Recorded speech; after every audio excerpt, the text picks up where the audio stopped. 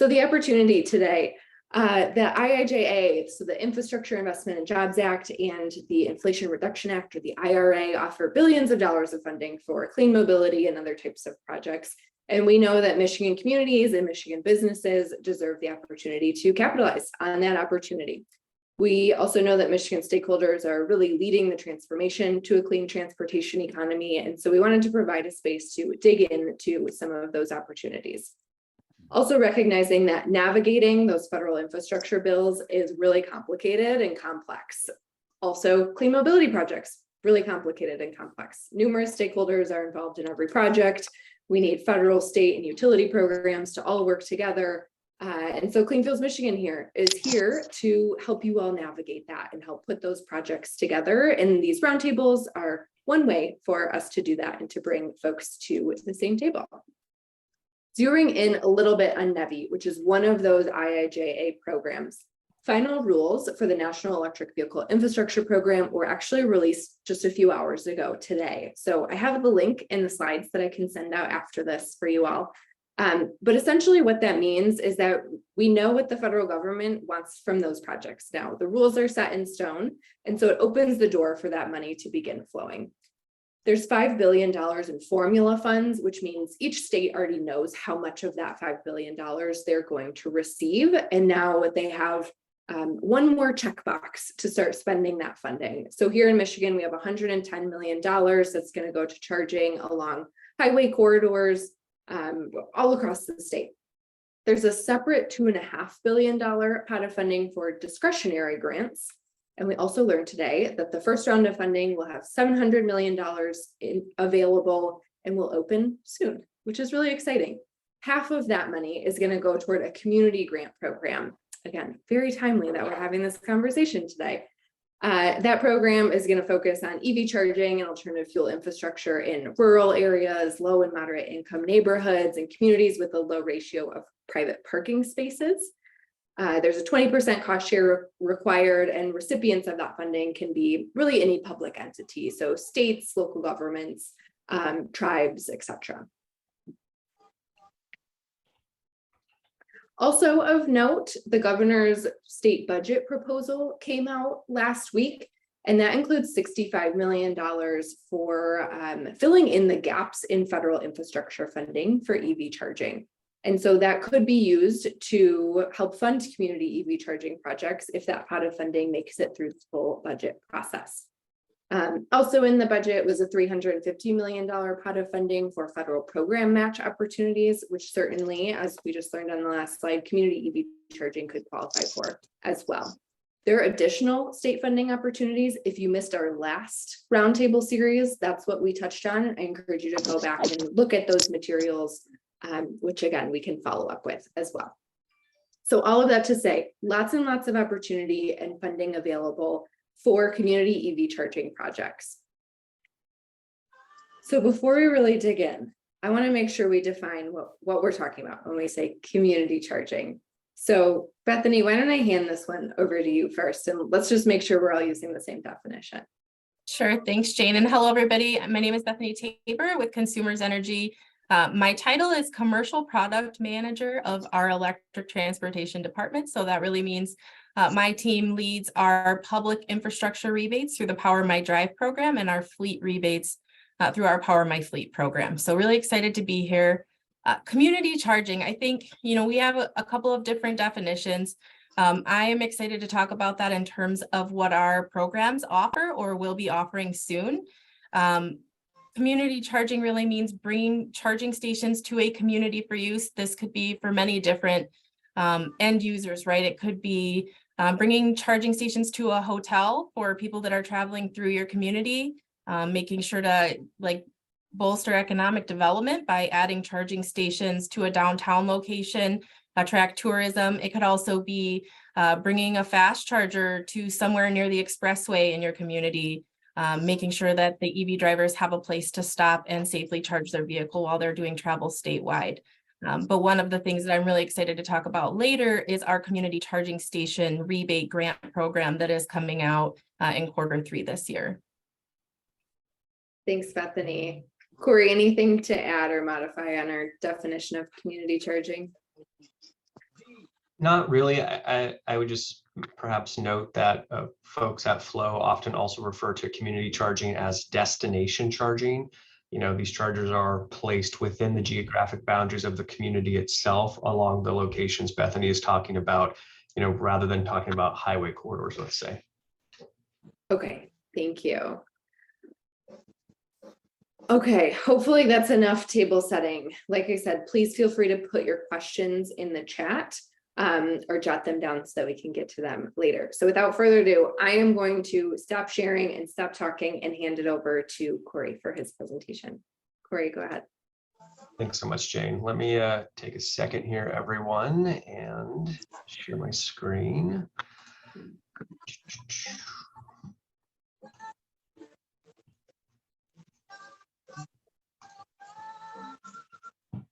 Okay, just want to confirm, can everyone see this? Are we good? Yep.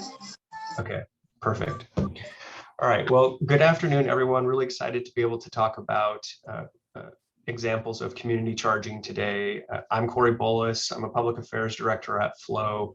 Really, my role with the company is to work on public policy and work with policymakers on activities, programs, incentives, rules that can really help positively grow and shape this industry.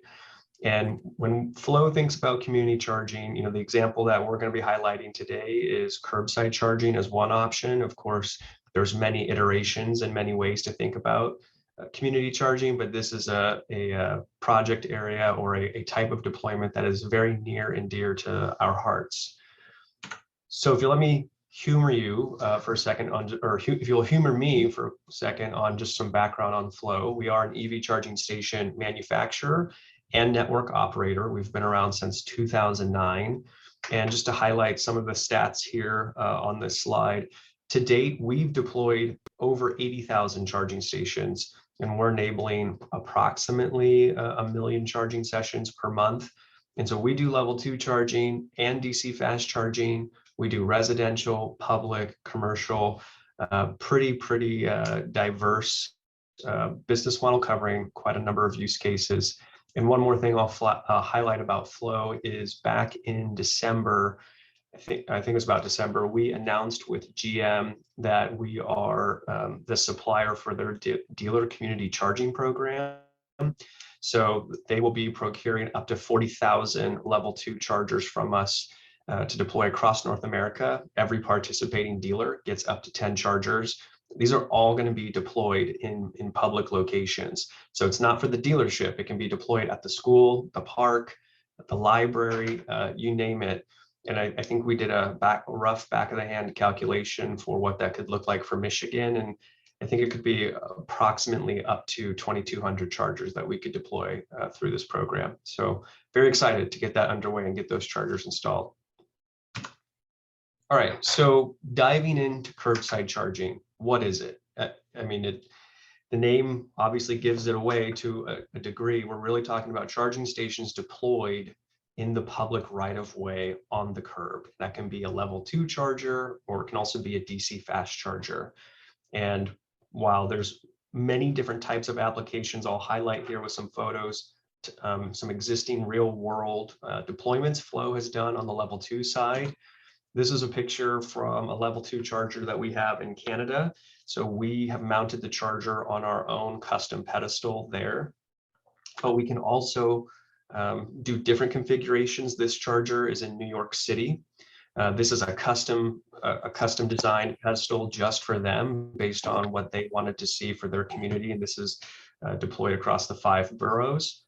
So that's level 2 chargers deployed on new infrastructure that we have manufactured, but we can also leverage existing infrastructure. So this is a level 2 charger attached or clipped on to a light pole in Los Angeles, and the city owns that light pole. But we can also do utility poles. So there's quite a number of iterations or options how we can think about curbside level 2.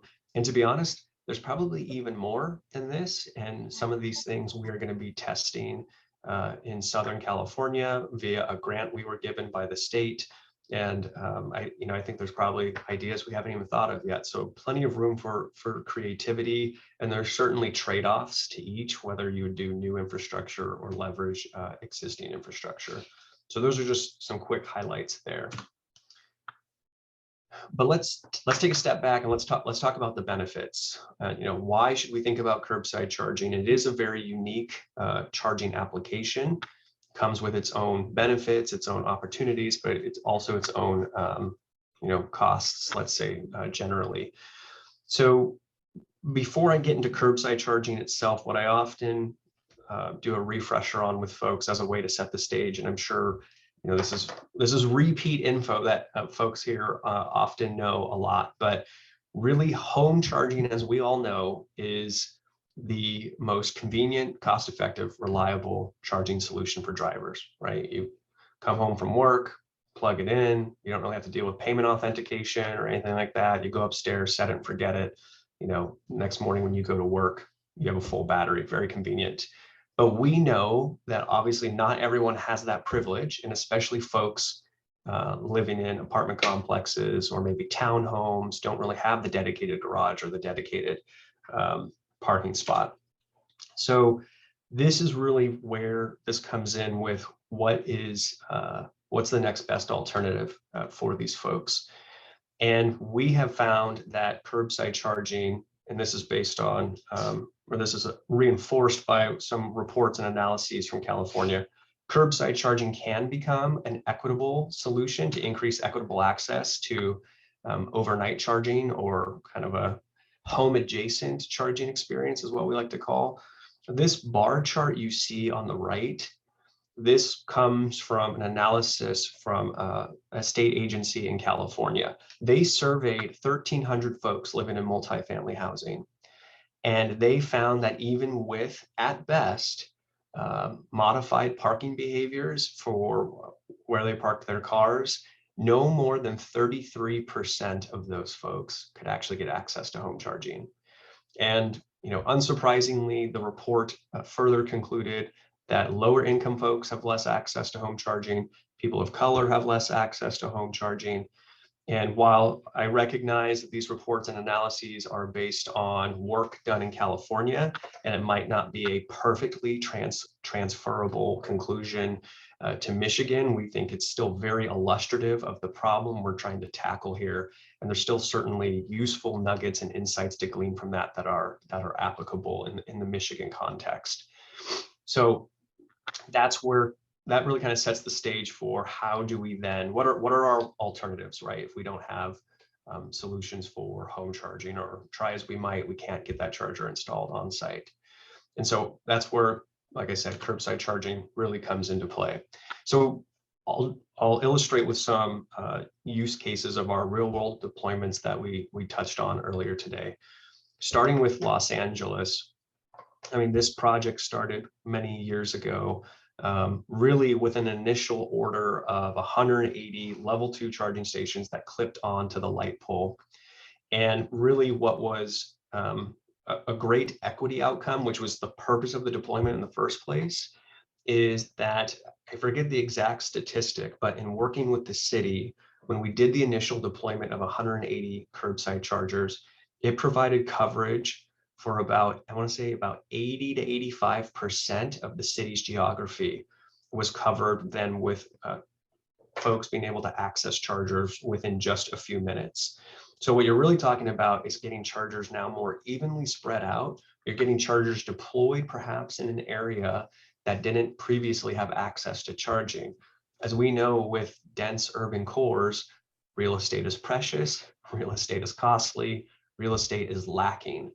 So if we're able to leverage the curbside and on top of it, leverage existing infrastructure, we have now potentially opened up all types of places and spaces that we couldn't consider before when it comes to charging. So, I mean, this really potentially broadens the field then on how many destinations we can choose from for folks to make charging more accessible, more convenient. And what was great about this deployment, because we were able to leverage existing infrastructure, this is not always a guarantee. It's very dependent upon like a site-by-site basis. you can potentially save upwards of 55 to 70% of project costs because you are avoiding all of the civil engineering and potentially make-ready infrastructure at these sites. In the case of LA, their light poles had 240 volt. We were just able to harness the excess energy from that light pole and really make use of that infrastructure efficiently. And then because we were able to avoid all the civil engineering work and do clip-ons to poles, we got, when they first placed the order of 180 chargers, we got them deployed and installed within 90 days, like very rapid compared to what we're used to with other types of deployments. And that project has been so successful with the city that we're now, this many years later, we're upwards of hitting 400 chargers with them. I think in the coming months, we're gonna crest 500, which is gonna be a pretty huge milestone for us with the city. So we're very proud of this deployment. When it comes to New York, that's like our other major US deployment. I should also say that the pictures of the curbside chargers you saw in Canada, we have 1,000 up there. So pretty huge by comparison, but still these projects with LA and New York are pretty big and notable by themselves. So New York really had the same goals as LA. They wanted chargers equitably deployed across the 5 boroughs. So we have 120 level 2 chargers. That was that pedestal mounted charger you saw there. I think we just finally got all of them installed. I think it was last year. And what we are seeing is very, very high usage of these chargers. I've actually learned from some of our deployment folks, our curbside chargers have like the highest usage rates of most of our infrastructure that is deployed in public locations. So we're getting a lot more utilization and throughput. And so when you start thinking about cost implications on like a usage basis and how many vehicles we're kind of putting through the system, if you will, with using that infrastructure, we're getting really, really good returns on this. But as we've seen from, or is kind of a lesson learned from our deployment experiences, is that we usually first deploy a few so that the community can take some time getting to see that it's there, get used to it, start testing it out, start trusting it as a reliable asset, a reliable piece of infrastructure. Then we start deploying more afterward. And of course, I would be remiss if I didn't say, before any of these chargers get deployed, we typically engage in some kind of community outreach and education process. These chargers in New York, we started the conversation with New York City in 2017. And some of the initial stakeholder meetings with the community, had upwards of 100 to 200 folks, because you're talking about all these different divisions of the city departments. You're talking about community leaders, businesses, residents. Everyone wants to understand like what is coming to their neighborhood, and do they support that?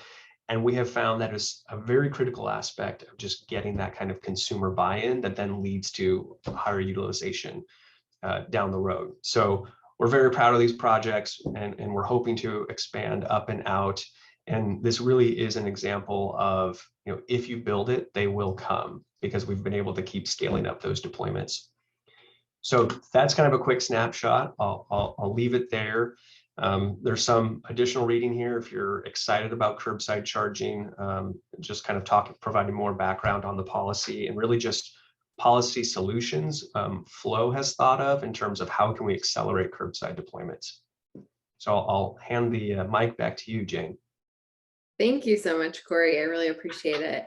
We're going to roll right into Bethany's presentation and then take questions after that. So Corey, if you don't mind, stop sharing, and then I can hand it over to Bethany.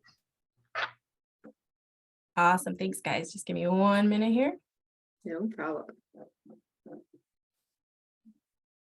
All right. Hopefully you can all see that. Yep. Okay, great. All right, so I'm really happy to be here to talk a little bit about what we have to offer through Consumers Energy's electric vehicle programs. I'm going to start with our Power My Drive program. So this is a 5-year pilot that was launched in June of 2019 and now running through June of 2024. Just last year, we received an extension on our commercial end of the pilot. So 100 more level 2 public chargers, 100 more DC fast chargers.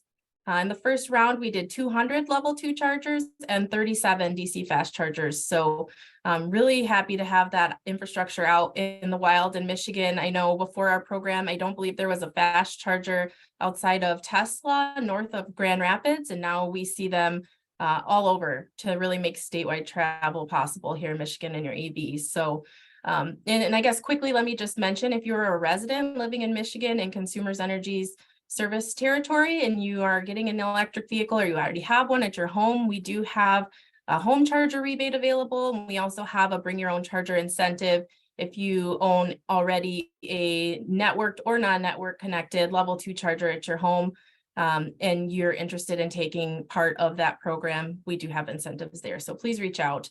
If you're a community looking at level 2 and DC fast chargers, while we're getting pretty close to fully subscribed here, this time with our second round of the pilot funding, we focused on overnight locations such as hotels, campgrounds, Airbnbs, and then multi-dwelling units. So as Corey alluded to, we know that tenants living in apartments, condos, townhomes, they have a really hard time getting access to charging stations for their EVs, typically because they don't have immediate access to their meter or private parking.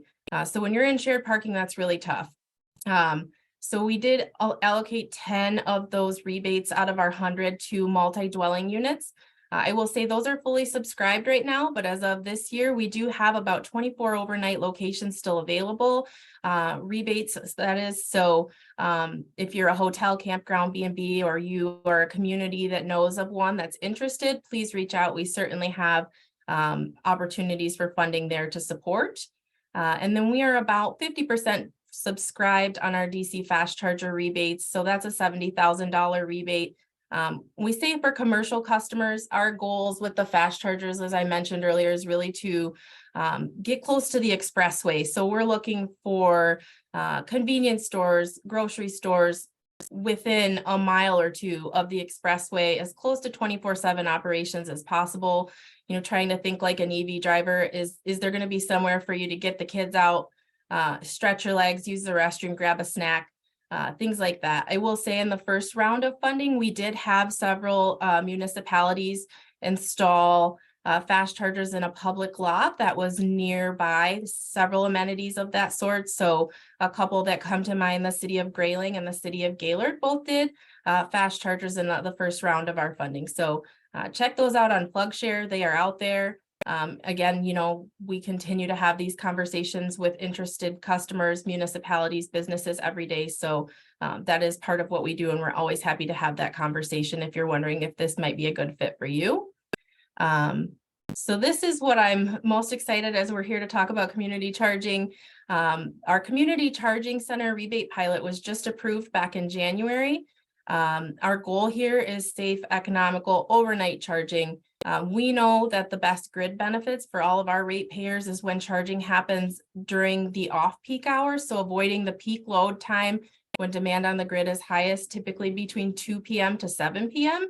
So we're really kind of focusing on that while also trying to target that equity aspect, bringing charging stations to communities and serving areas where there are tenants living nearby and MDUs. So again, this is a pilot that's launching in Q3 this year. It's going to be a $7,500 rebate for municipalities. And we have, through our first pilot, 25 total rebates, or targeting 25 total sites for the pilot. Some of the requirements this time will be putting a separate service meter on those chargers and enrolling the chargers on the commercial time of use rate. So if you're a business and you are looking to do chargers here through this program, just understand that we are going to be enrolling you on that time of use rate where the cost of electricity is lower during those overnight hours, avoiding that peak window. We also are looking for readily visible signage in each parking space to kind of designate that, you know, while we're not going to require a site host to pass through time of use charging. So for your EV drivers, you don't necessarily have to set the price point as a time of use rate. We do encourage that. So hopefully that signage will further kind of encourage EV drivers to think about and be kind of intentional with when they're charging. And then we also have make-ready costs, so the electric infrastructure upgrades that might be needed. That could include a new transformer, up to $10,000 per site. So we really worked hard to kind of expand the optionality beyond just the network connected level 2 charging solution this time. So that is an option, and that is typically the most popular, I will say. But this time we also added in the option for a community to look into doing a bank of NEMA 1450 outlets. So that's that 240 volt outlet, potentially with a timer to avoid on-peak charging, potentially to curtail that charging. But again, we are hoping that the messaging, we're doing some message testing right now, actually, will really encourage that time of use rate adherence there. Same thing with the bank of 120 volt outlets. When I think about rural communities who may be financially challenged or, want to bring some sort of a solution to their communities without a significant out-of-pocket cost, number 2 and number 3 there are going to be really good solutions. We also just added, say, maybe any other solution that could be as cost effective as the others. So we're open to innovation here. We want to work with you. Perhaps it's the charging station going on an existing utility pole or a light pole, as Corey mentioned. That could be in a public parking lot or curbside. We are definitely, these pilots are all about learning. So we want to understand what works best for the communities, what is best received by EV drivers, and try to focus our intentions that way as we come up with ideas for future iterations of the pilot. And then again, curbside charging, just like Corey mentioned, with Flow, they have the option for a network connected charging station that goes right on the curb. And that can be a great solution where you may not have a public parking lot in mind for the community. And again, as I mentioned, we really are looking at bringing equitable access to tenants of MDUs. So one of the selection and eligibility criteria we're looking at with this community charging pilot is a location of install, ideally within 1 block of an MDU or even 1 to 3 blocks of multiple MDUs. And when I say MDU, just want to be clear, multi-dwelling unit, again, apartment, condo, townhomes. And we will give consideration to underserved areas, meaning, communities that have a lack of public charging stations now. It's sort of a delicate balance, right? Because we want to see success. We want to make sure that these chargers are being used, but we also want to make sure that we are getting equitable distribution throughout the state. Again, well-lit, secure locations, monitored if possible. I know that's probably not always going to be the case, but we do want to look into that. And that's something that we would work with the communities. Maybe they say, hey, we're really interested in this. We have a couple locations. That's part of what we do. Let's come to the table, have that conversation, talk about the options out there. Let's talk about the different charging stations that might work, whether you're looking at, a network connected charger or a bank of outlets. We want to come up with a good solution that would enable a community to move forward. We're also looking at, timing for completion. Our goal is to have at least three sites operational by the end of the year. And so if we can expedite a few, the quicker we get these in the ground, the more learnings we can get, the better our information will be, so we can continue to come up with future iterations of these program offerings. The next one, just quickly touch on too. I don't think it changed. Let me see. Jane, are you still seeing the community charging center? It there we just go. flipped. Okay. Yeah. MDU. Perfect. Okay.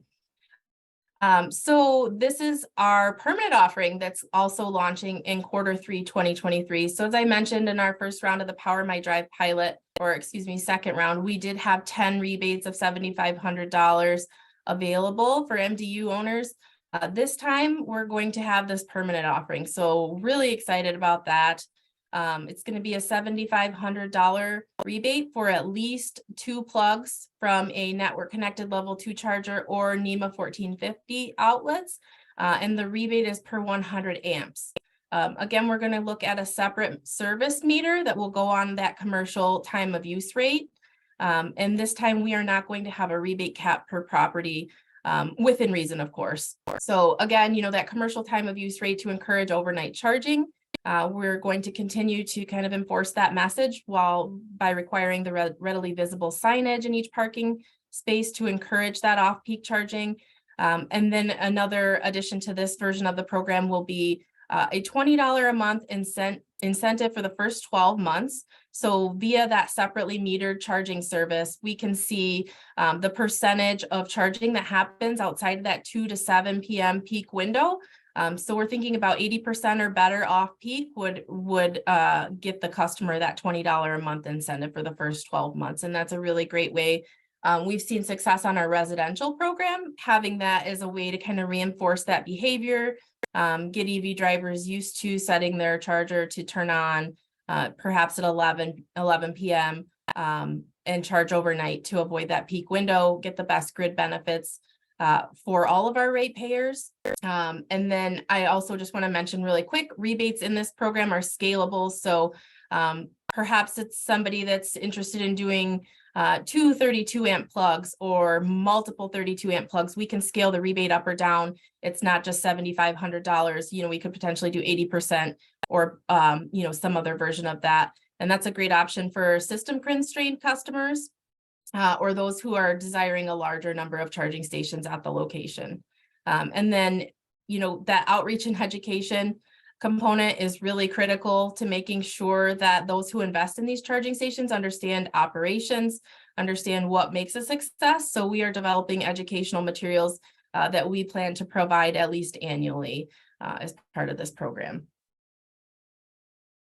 Okay, it changed quickly this time. Good. So here's our call to action. If you are a community who's interested and you're listening today, or you might know someone who is interested, at this time, I will mention our community charging center and MDU permanent offering are not online. They don't have their own website yet, but they will soon. You can review our existing programs at consumersenergy.com/powermydrive, and you can also apply. There is an online application right on the website. If you're interested in talking about the community charging pilot or the MDUs, email me directly. I'd love to have a list of leads ready to go when we launch in Q3. So, we would be back in touch with you as soon as our program launches, just to let you know. And then we do have an inbox, our Power My Drive commercial at cmsenergy.com that is monitored by our team on a daily basis all week. So you can reach out to me directly or to the broader team with Power My Drive by those two contacts. And we look forward to working with you, and hopefully we hear from someone who's on this call today. It would be great. Thank you so much, Bethany. Yeah, you got it. Yeah, I really appreciate it. And those programs are really exciting. I do want to make a note too, even if you're not in consumers service territory, we do have some DTE folks on the call today, and there are other programs across the state that are available through other utilities as well. So reach out to Bethany if you're in consumers territory, and if not, reach out to your local utility and see what they have available too.